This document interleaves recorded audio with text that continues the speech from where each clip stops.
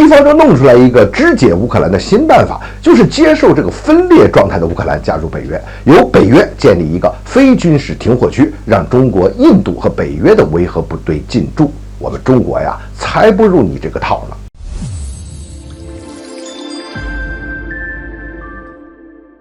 欢迎来到张斌观察，我是张斌。最近啊，《纽约时报》发表了一篇文章，认为如果想让俄乌冲突停火的话呢，那么在乌克兰他又打不退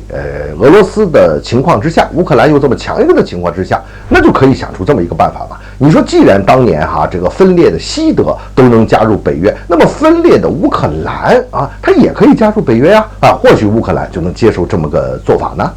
其实呢，要说这个事儿也算不上什么太新鲜的事儿，也不能说是突发奇想，因为在过去的一段时间已经有一些这样的说法了并且认为呢这个方法它是可行的。以前呢说到底吧，还是让乌克兰事实上分裂成两个部分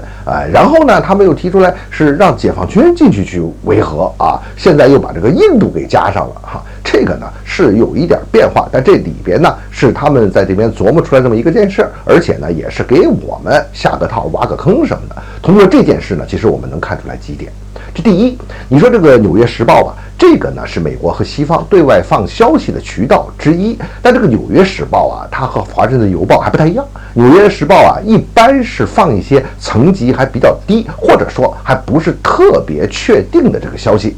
不管这个是真有这个方案还是说现在先试探这么一下风声很明显，美国和欧洲尤其是欧洲有比较急迫的停火意愿。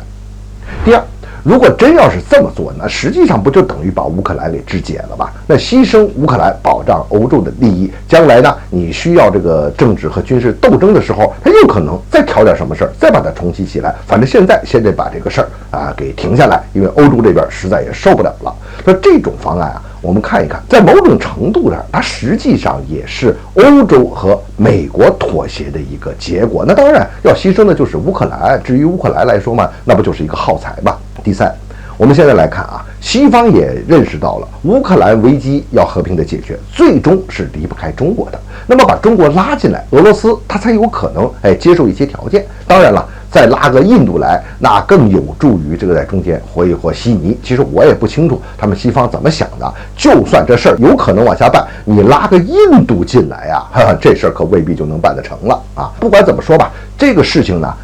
西方也非常的明确它必须是在北约的主导之下这个建立解决问题的框架。咱们要听他这么说提这么个方案，似乎好像是那么个解决方案但是呢，这里边他埋的这个套还是挺多的我们中国不可能进了这么一个套，在北约主导之下，那不就等于还是在美国的主导之下吗？那么这场冲突本身，那就是美国在那边挑起来的呀。你说美国它有公正和公平性可谈吗？而且最终呢，还是让乌克兰加入北约。这也就是说，北约呢，它往后退一退，把原来的这个目标退一退，然后呢，往前又走这么半步，这不还是北约东扩吗？俄罗斯也未必真接受你这个提法呀。咱们从另外一个角度再来看你说你建立一个非军事停火区，实际上嘛，这就是一个缓冲区。然后咱们再谈后边的事这个路是可以尝试的路子，但是呢，你应该在这个国际认可的框架之下，公平公正的进行。你比如说，可以借助联合国的机制，由联合国派维和部队。在这种情况之下，我们倒还真可以按照联合国宪章和相关的条例参加维和部队。